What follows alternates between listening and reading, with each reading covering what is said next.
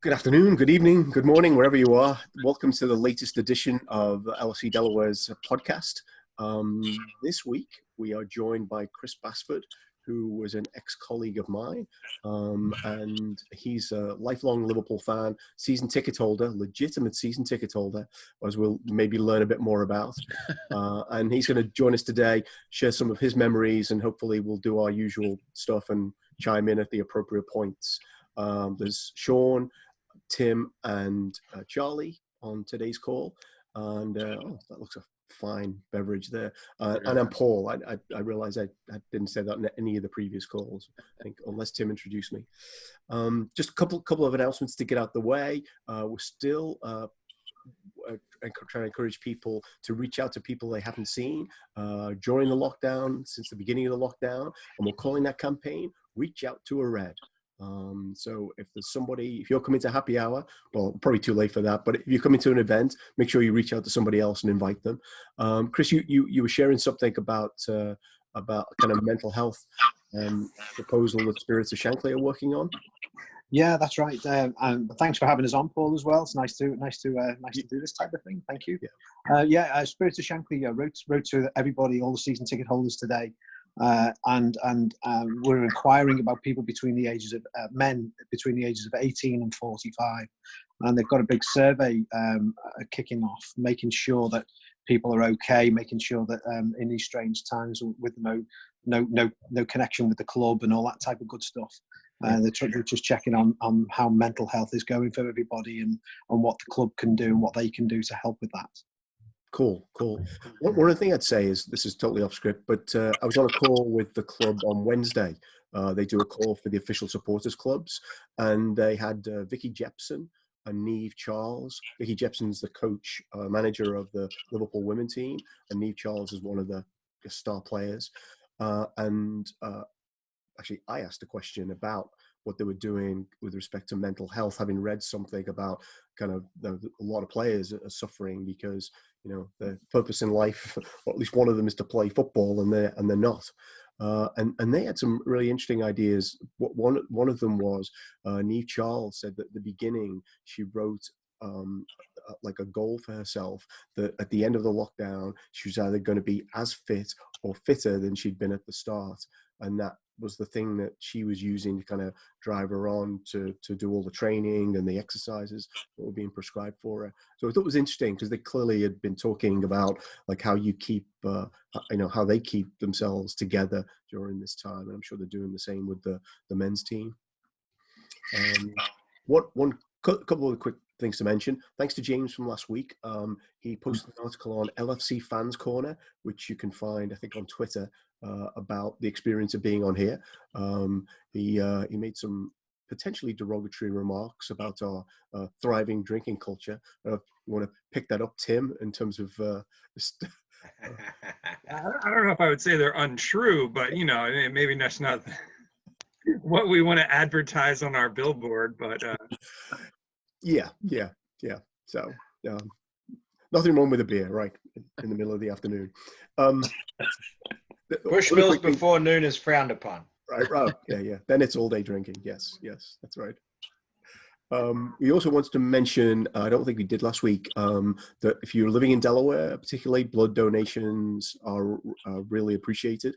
Apparently, there have been some difficulties in getting kind of blood supplies to the hospitals, as I understand it.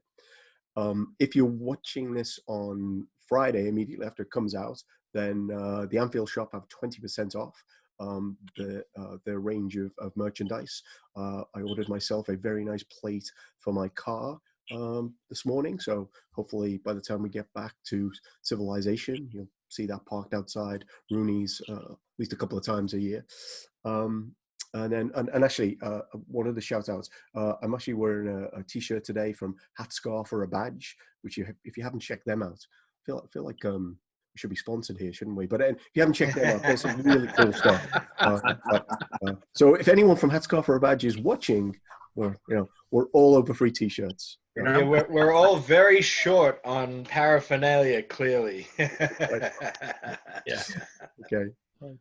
So we had some topics on our Facebook page, and we're going to get to them. We're going to talk about the watch party with the Kenny movie. We're going to talk about Willian, and then a whole conversation was taking place about, is it okay to wear shirts of other teams? We'll leave those till the end.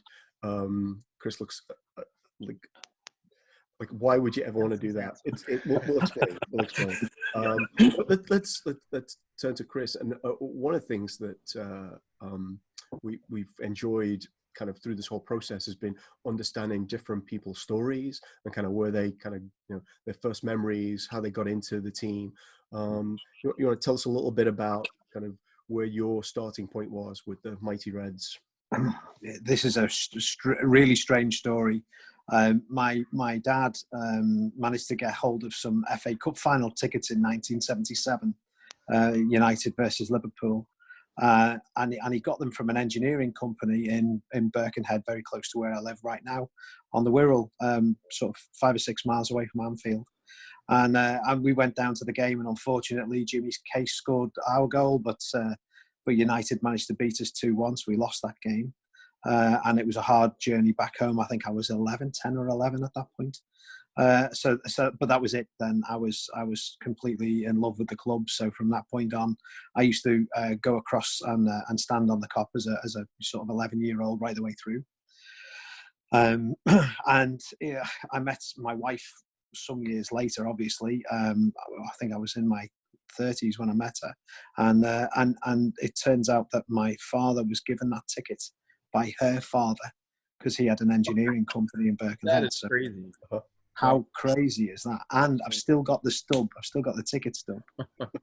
So in a bizarre way, it's actually, so I don't get too much hassle from my wife going to watch the Reds and putting them on the TV all the time, because it was really her fault.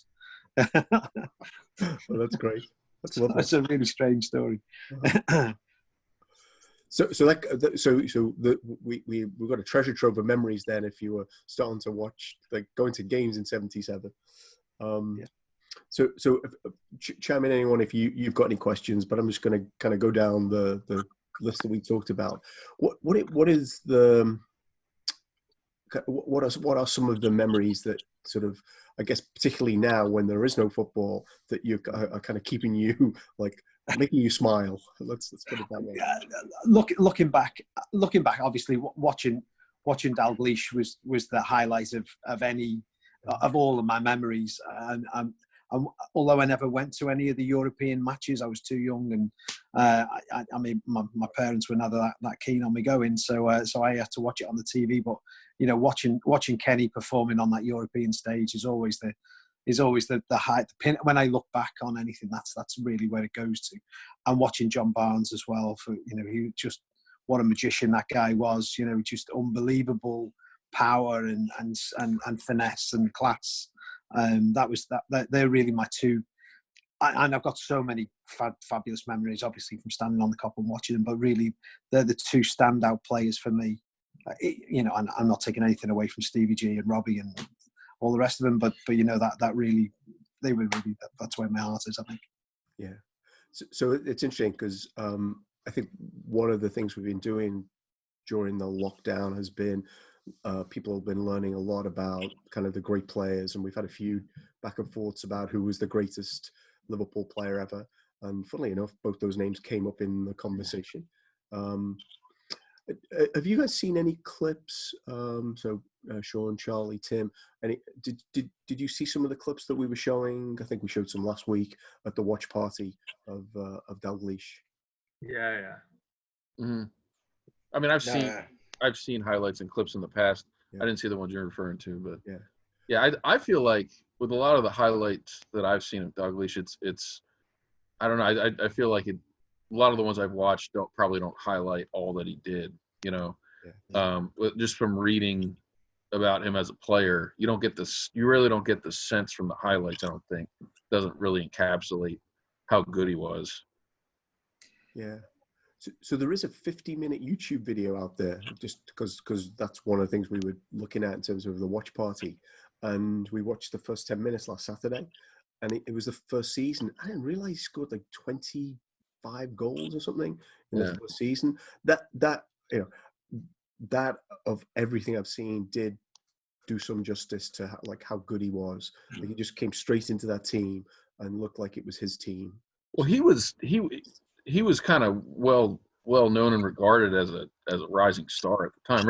I think at the time he was relatively expensive. I can't remember what the fee was, right? But yeah, is that right? I think it was a club record, but the difference was that Liverpool had just got like I think £450,000, which just seems like a drop in the ocean now, right? For Kevin Keegan, who left for Hamburg, right? Yeah, and then they paid £440,000 for Kenny Dalglish, so they upgraded and £10,000. Not a bad deal. Yeah, I seem to remember, Paul, as well, at the time when Keegan was going, it felt like the world was ending because we were losing such a good player, such a prolific goal scorer. And it seemed wrong that he was going. It wasn't like it is today as well. It sounded the players kind of stuck with the clubs a lot more then. So it really felt like there was a big hole in the club. And then Kenny came in and instantly, a bit like Luis Suarez did, he just changed the club. Mm-hmm. I remember, I was so young at the time, but it really was. It just and then the train rolled on even harder. It was unbelievable, his impact. It's funny how you can make people's memories shorter when the new guy comes in and just lights the world on fire, right? Yeah, it is funny. It's a bit like a video I've seen about about the lockdowns, and some woman talking to herself 4 months ago, and the woman 4 months ago was like, the wildfires, boy, that'll be the biggest story of 2020. Yeah, right. You would have thought so, right? And it was a bit like that with Keegan. It's like he was leaving, and they'd won two UEFA Cups and the European Cup and 3 league titles in like a space of about 3 or 4 years. It's like, we're lost. Where are we going to go from here?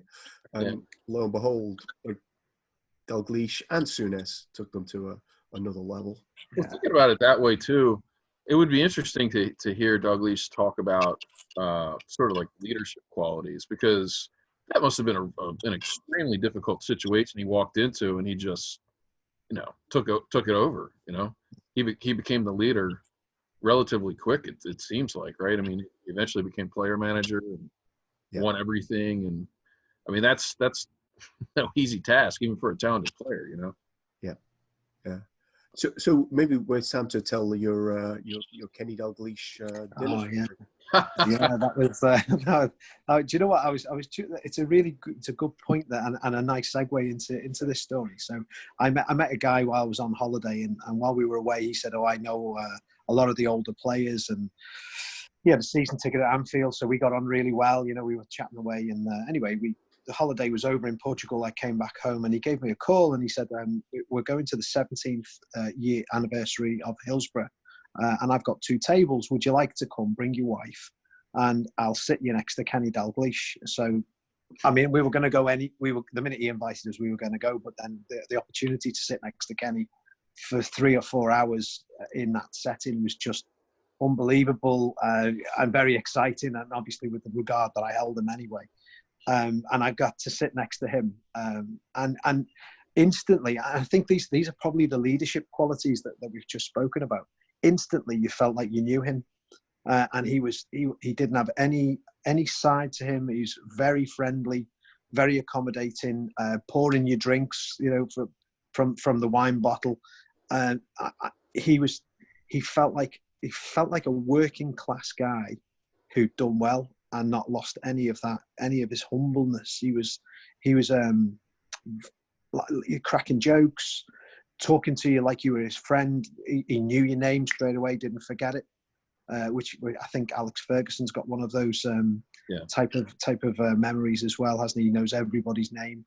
Kenny was very much the same, I felt, and he wasn't the manager of Liverpool then. It was 13 years ago now.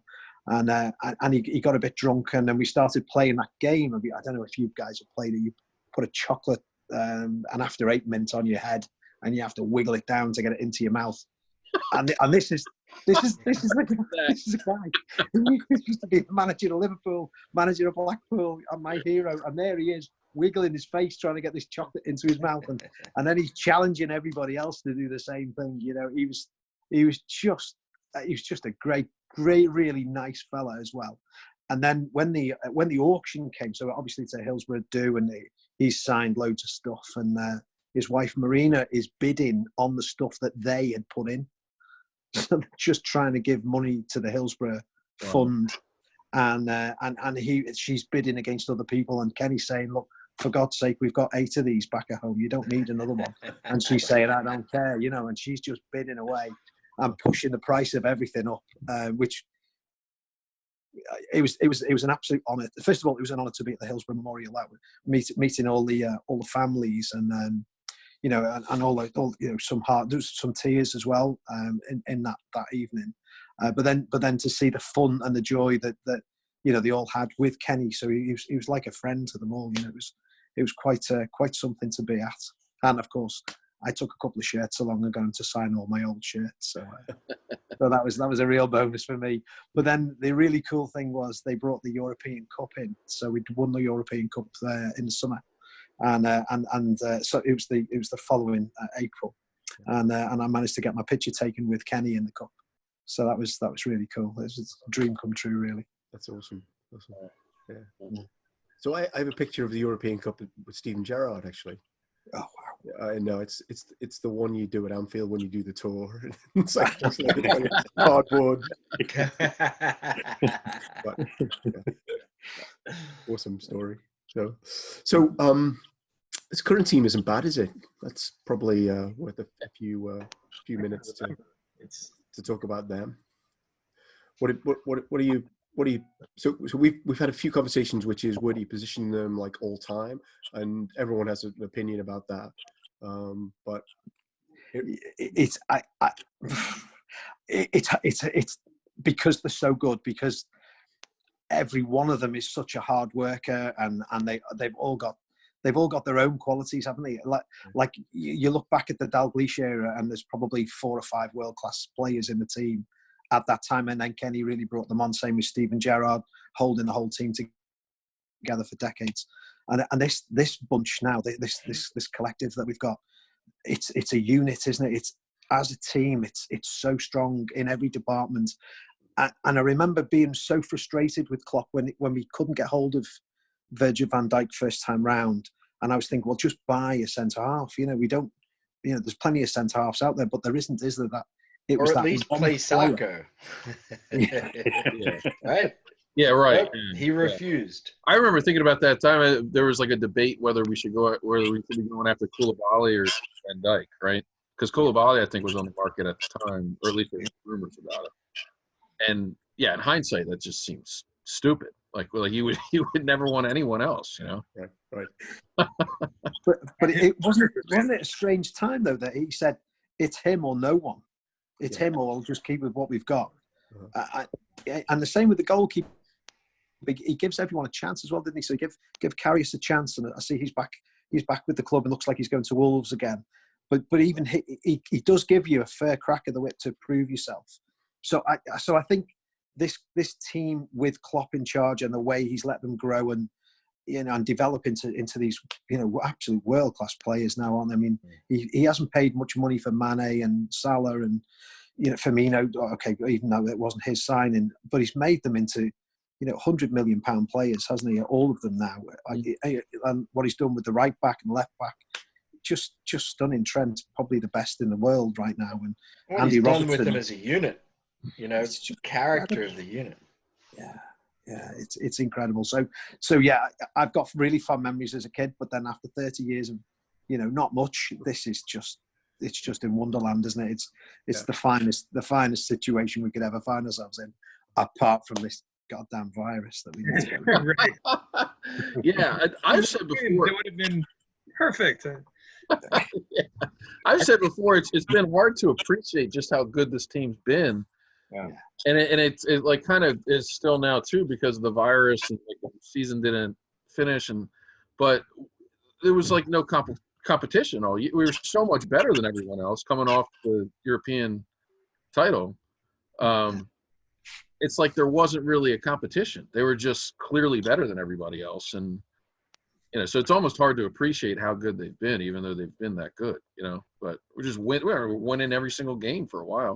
I think the way to market or to think about it is, as Chris was saying, like you can think of teams, like past teams where it's like, oh, these guys were really good, but then you kind of forget about who was playing center mid, or who was playing on the right wing, left back. And this team right now, it's kind of like, okay, all of these guys could at least get into the starting, 11 of any team in the world probably. Mm-hmm. And most of them would be like the first choice for that position. And I think it speaks a lot to, we've talked about like the Moneyball aspect of things and just like the metrics that they're using.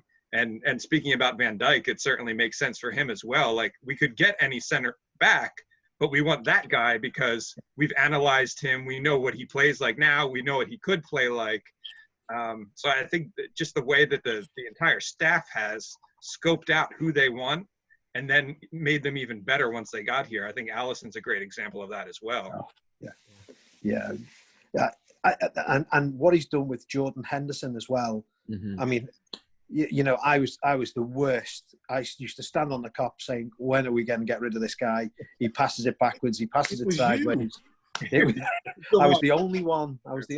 Saying it. And now he's just, what a human being. He's galvanized all of the club captains to put something together for the National Health Service. So he's contacted all of the club captains and organised this fund now that they're all putting into. When they were under some terrible, our media was really picking on the players, saying that they're still picking up full salary, this, that, and the other in lockdown. And Jordan Henderson's kind of given them some credibility off the pitch. But I think his behaviour on the pitch and the way he is and the way he conducts himself, it's taken a little while, but now, he's more. I think he's an upstanding human being, and it really comes through on the pitch, I think. Yeah. Mm-hmm. Yeah, when we bought Van Dijk, I remember thinking, how long until Van Dijk becomes captain? And now it's, you wouldn't have anyone else. So, yeah, and that's Klopp again, isn't it? Because Klopp, he was taking some stick for keeping Jordan in that position, and he said he's an excellent guy. He's a brilliant man. I heard him say that a couple of times about him, because you were expecting Van Dijk to take over or somebody to take over, and they stuck with him, didn't they? And now it's just a complete asset to the club. And it was an interesting coming into this season with the additions to midfield. Ironically, despite not really adding anyone, Ox is coming back, Keita's coming back for some injuries. Is there even going to be any space for Henderson in the midfield?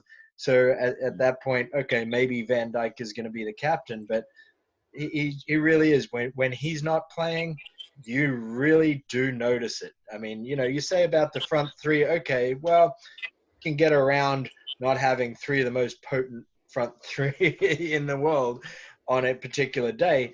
But without Henderson, Milner sometimes can rally the troops in a way that Henderson can also. But you do miss him. And, all this pass sideways, pass backwards is nonsense. I remember Southampton game last season was really a turning point. I love the fact that he was subbed on late and got a really great assist by heading the ball from a corner in Mo's direction. Mm-hmm. And Mo took it from there, and Sadio distracted the guy on the left. Mo finished it off, but the assist from Henderson, and then he subsequently followed up for a goal to make it 3-1 at a point where it looked like we might not get the 3 points again, but we did because of our captain, who was a 60 or 70 minute sub. Amazing. He's such a great guy.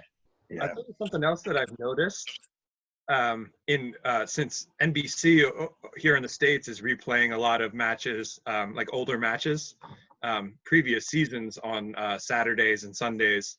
And,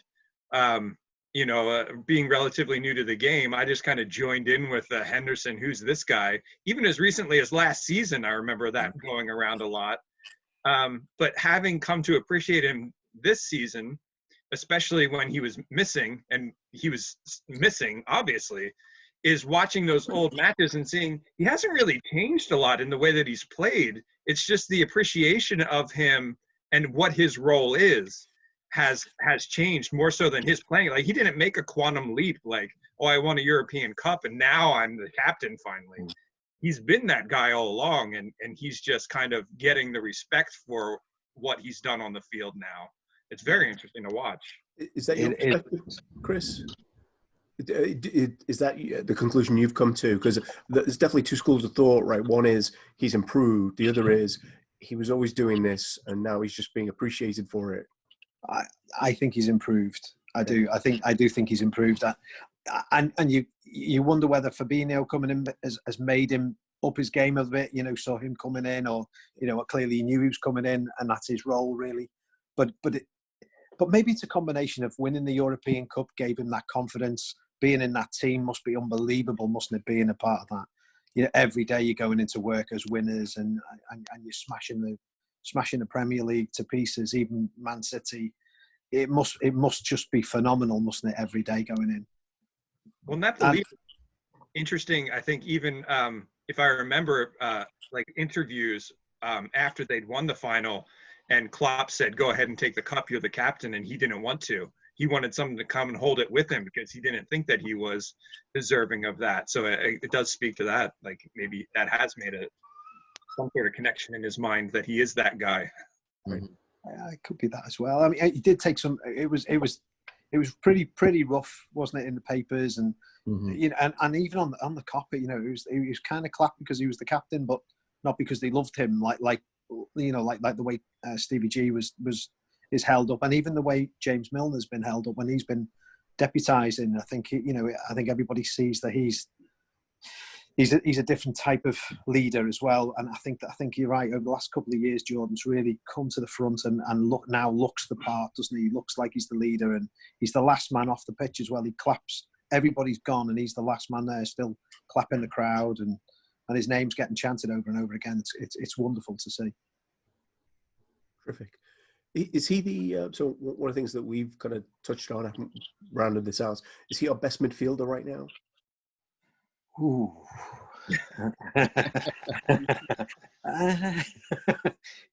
Well, let's go to someone else. We'll give you some thinking time. Yeah,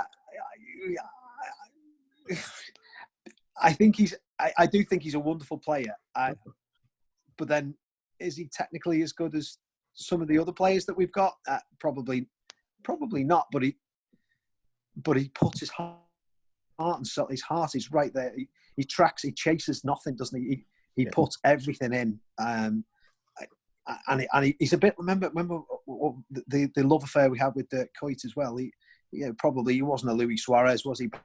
Yeah, banging him in all the time, but he worked so hard that we all loved him for it. Mm-hmm. Same with Jamie Carragher, a proper grafter, and I think that's where Jordan is now. But I mean, some of those balls he's been putting in for some of the goals is just, it's different class, isn't it? I guess confidence breeds the best in people. So you have to say for Klopp's midfield, I think he's probably the perfect guy. For other midfields, he can certainly, he's very versatile. I mean, when they moved him up forward last season, and all of a sudden, now he's contributing to goals, assists, and so on.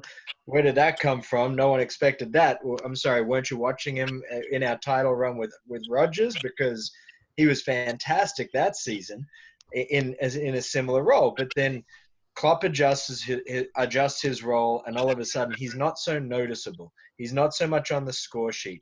All everyone sees is the sideways and the backwards passes, but that's because it's an adjusted role from what he was doing back when he had his run under Rodgers. Then Fab goes down, so he slots back into the defensive midfielder, and we don't miss Fab one bit because he just does it so well. Mm-hmm. And now, but he's so versatile, but he's just perfect for Klopp's midfield. And, we need more midfield, we need another Coutinho. We need more, creativity in the midfield. Well, that's kind of not Klopp's system. You know, the creativity comes from other places. And if you've got a Genie on one side, a Hendo on one side, and a Fab deep at his best, then that's like the most solid midfield in the game, because that's Klopp's system. And I think the other thing that Jordan does as well is he protects Trent. So when Trent's getting overrun, you find Jordan helping him out. And when Jordan's not playing, then Trent kind of sometimes defensively looks a little bit exposed. Yeah, I think you know that it's subtle. It's very subtle what he does, but he does it so well. Mm-hmm. And does that mean that Trent is then allowed to go further forward because he knows that Jordan's going to be holding that for him, but while he gets back?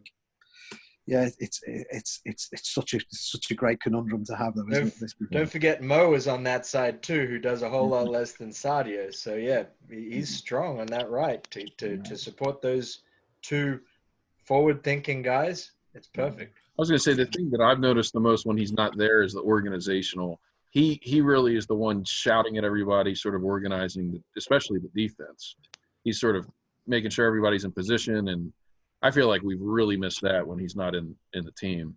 It seems like at times people are lost or confused, you know. And if you watch him, and I never really paid attention to it until we started losing this year when he wasn't playing, and he does a lot of shouting, you know, at other players while he's out there. You don't really pay much attention to it, but you know, it's probably important in terms of organizing. Yeah. Was it Chris actually last week who mentioned that he was yelling at Van Dijk to sort Joel Matip out? Yeah. I saw that as well. I did see that. Yeah. So I don't know if we've got much time left. I don't know, Sean, how are we doing? Probably about 10 more minutes. Oh, okay, all right. In that case, we have plenty of time left. But I just do want to reference the fact that Dirk Kuyt has got a mention in 2 podcasts in a row now. So that's, you know, James on last week talked about him as being like the player he'd pick in his 5-a-side team because of that work ethic. Yeah, when he was going, it was tough when he was going. But then you think, well, hopefully we'll get somebody who can score more goals than he did. Yeah. But I don't think you're going to ever see anybody who'll run that hard out like he does. I mean, it was just. Yeah. In hindsight, I feel like he was pretty, at least by me, he was underappreciated. Like I think more fondly about him now than I did at the time. I think. You know? But. Yeah, I'm with you with that one. Interesting. So one of Chris's claims to fame is that he was the face of the membership drive in the 2013-14 season. Am I right? We got the right time frame. That's right. Tell us about what happened. How you became on Billboard star of Merseyside. The most bizarre, again, another really bizarre story. My good friend phoned me up and he said, would you like to meet the team? And this is Luis Suarez, Stevie G, you know, and that season and in the end of 13, 14, and end of 12, 13. And I said absolutely I would. So he said, okay, it's on a Tuesday night. You need to go reasonably smart, and it's in a hotel an office block in Liverpool. So I finished work early and I shot over there, and I'm reasonably smart, not too smart, but reasonably smart. And I go to 4th floor in this office block, which is completely derelict. There's nothing there at all. It's empty, whole floor empty. And right at the far end, I could see a gathering of people. So I went across, and I'm waiting to see Stevie G and Luis Suarez and all the rest of them. And no one's there. No one's at all. They're all away on holiday. It was in the summer, they just told me the story to get me there because they wanted to take some pictures of some fans, and they said for some promotional stuff. So if I'm honest with you, I was a little bit hacked off that I'd gone all the way over there, and I'd missed playing football myself that night because I thought I was going to meet the team. And anyway, I got there and they take some pictures of us, and they got screaming at the camera. So they put a Liverpool scarf around my neck, and I had a Liverpool jumper on, and they're saying "scream at the screen, scream at the camera." So I'm doing all of this. I have to sign a disclaimer as well, allowing the club to use my image. And I thought no more of it. Honestly, I did. I was a little bit fed up. I thought, well, that wasn't great. You know, I just had my picture taken. Don't even know why. And my wife was driving through the Liverpool tunnel, and there's a billboard at the end of that tunnel, and it's absolutely enormous. And my picture is on that billboard, on 50 foot long, 30 foot high. There's a picture of me screaming, looking like I'm screaming, and then they got you in the perfect frame of mind for a real good scream. Piss you off as much as possible. And then the really bizarre bit, it's everywhere. It's on the train in Lime Street train station, Liverpool. It's on the escalator wall, and little pictures all the way down. It's on bus stop posters, actually on the buses themselves. And then when I went to the ground, when the season started, I went to use the bathroom, and as I'm standing using the bathroom, there's a picture of me. You looking at me using the bathroom. It was the most bizarre situation, and it was up for the whole year. So and then, you know, people are drawing moustaches on them and putting glasses, even bigger glasses than I've got now, and all that type of stuff on them. So it was really good fun, and I've got a copy of it upstairs, still rolled up actually. So I need to get it out. Yes, actually, send us an image. We could post it as the cover for this podcast. Great. It's quite cool at work, though. You know, when somebody says, "Can you give us an example of something extraordinary about you?" So that's always the one I always use when they ask for that question. You know? Right. That's terrific, especially the 50-foot thing. That's just awesome. She nearly crashed the car. She said, "You're not going to believe." I'm kind of glad you didn't meet Luis Suarez. I thought you were going to tell us another story, and I was going to say, when I come to Liverpool, I'm going to hang out with you because I'll end up in the living room. Did you get any other supporters come up to you and like scream in your face? Well, they're coming up to me going, "I've just seen a picture of some clown in the toilet." Yeah, nothing nice, as you would expect. You know, no. Nothing polite. Yeah. But it makes a great screensaver on Facebook. Yeah, for sure. Yeah. But actually, the reason for saying send it over is the copy we've got, the image is not that clear. So okay, it'd be really cool to get something clearer. So we're gonna wrap up with some of the Facebook topics actually, and we'll go around. We talked a bit about Kenny, and we're gonna hopefully do a watch party with the Kenny movie tomorrow night. But the other thing that was on this week, so Tim posted today about rumors about Willian joining us. Yeah. What do we know? Yeah, that's just like, I think it was Instagram. It's funny how like you'll never hear anything about something, and then you'll randomly look through, and all of a sudden that's popping up all over the place, and people are citing credible sources or whatnot. But you know, until we hear from James Pierce, it's not credible. Right. But maybe because he's a Chelsea player, but I've never been that impressed with him, or never really thought like, oh, there's a guy I want on my side. I don't know. And as someone pointed out on our Facebook page, he's a bit old. He doesn't really fit like the Liverpool system, I guess you could say, or like doesn't fit the bill. Like, oh, let's go get that 31-year-old just to fill in. I don't know. Well, I have an opinion, but let's hear from everybody else before I voice it. What do you think, Chris? For me, well, he chose Chelsea over us, didn't he? Yeah. We wanted him. We were after him. Same time we were after Salah. Salah chose Chelsea as well. So the two, and I think they've had the best years of him. But he's still a quality player. He still runs a game very well. He still seems to have pace and power, and scores some crucial goals for them as well for Chelsea. And they're desperate to keep hold of him. So I think he's a very good player. But I agree, he's a little bit old. But he's free. So maybe Klopp thinks, if we've got anything happens to any of the front three, we've got somebody who can fill in there for probably not much money.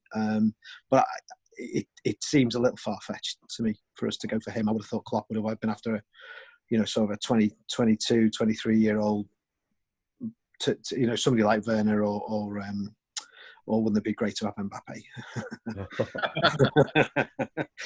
Well, So I was wondering, with oil prices going down, whether like PSG will be forced to offload people. Anyway, so Sean, thoughts about? I'd be in favor of it in terms of him being backup, fourth or fifth string in the front three. You know, if they ever play the Cup of Nations, we're going to need somebody to fill in for Mane and Salah, and I think he'd be reasonable to replace either one of those. I've always liked him as a player. I don't like that he's on Chelsea. I especially don't like that he's scored a few big goals against us playing for Chelsea. Yeah. So that one. Well, courtesy of Simon Mignolet. He's playing a backup role for us. That'd be a good stick for my friends that are Chelsea supporters. Yeah. No, but I think it'd be okay. I don't, it does seem a little weird. It seems like one of those that might not happen. But he's got to go somewhere. He's out of contract this summer, so So my kind of final thoughts on it, because I'm conscious that we're running out of time, is I think under normal circumstances I would have dismissed it out of hand, but I don't think we know what the new market's going to be like. So free, even if it's for a year, might be more appealing now than anyone who's got a price tag on them that looks really inflated in the market that we'll see when it all comes back. Yeah, exactly. I mean, that's the big thing. Liverpool have inflated their wages by re-signing a lot of guys, which might hurt them in this current situation. Now all of a sudden, hey, Werner was looking real good for whatever price he was at. Now a free is looking like, hey, maybe we can make this guy work and not have to outlay the 40 to 50 million and just have the wages. So it's interesting.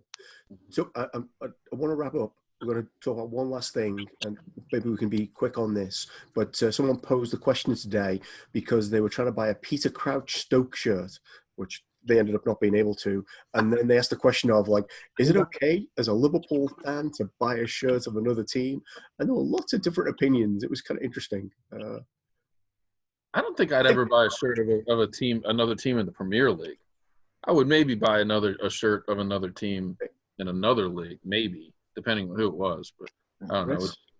Yeah, I have an Ajax jersey. I went to Amsterdam. My uncle is Dutch and has a place in Amsterdam. We've been there a couple of times, and so I bought an Ajax shirt because I went and saw Ajax play at what was then Amsterdam Arena. So that's fair enough, but I don't have that much money to be buying a whole lot more jerseys. And when I outlay that kind of money, it's not only a Liverpool jersey, it's a meaningful Liverpool jersey, like Henderson after the Southampton game, or Virgil van Dijk when he scores in his debut against Everton. Like these are moments where, Divock Origi after the Champions League last season. These are jerseys that, okay, this really meant something to me at the moment I bought it because of this and this and this. So you have too much disposable income should have been one of the comments back to the trucker who made the post. I did. Well, I think that brings up an interesting point. The funny part about it is that he wasn't buying like a throwback Stoke shirt with Crouch on it. It was like a current season shirt with Crouch on it. So if you're going to do that, buy a Liverpool shirt and put Crouch on it for crying out loud. Good point. Chris, you looked aghast at the whole notion of no. It's got to have the badge on it. It's got to have our badge on it. It's Is it in the category of half and half stars for you? Oh, God. And on that note, we should probably draw it to a close. Yeah. Let's put half and half scarves on it for another half time. and half stars with Man United. I remember that one. Remember? Oh, it's going south. Okay, all right. So if you've listened through to the end, thank you very much for joining us. And Chris, thank you so much for sharing your stories with us.